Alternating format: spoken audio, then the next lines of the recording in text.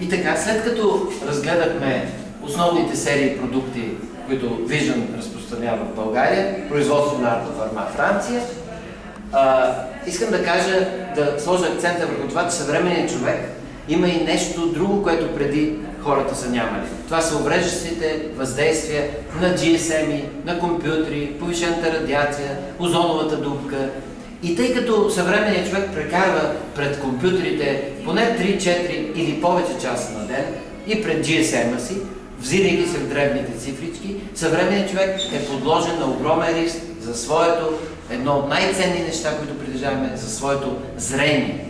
И за това компания Vision International People Group от една седмица, от 1 юли 2009 година, въведе на пазара нов продукт, специално профилактика за очите, Safe to See, т.е. за да виждаш добре днес, утре и винаги. Това е продукт, който намалява умората на очите, това е продукт, който засилва остротата на зрението, засилва усещането на цветовете и най-важното, профилактира от огромното количество очни заболявания, които дебнат съвременния човек.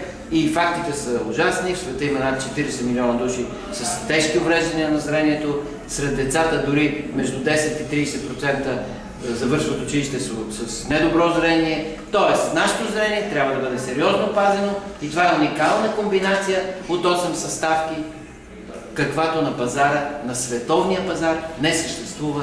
Както говорих преди малко, става дума и за уникална технология, криогенно разпрашаване и уникален производител, фармацевтичен стандарт на производство. Така че аз самия пия този продукт от 1 юли, след като се появи в нашите складове.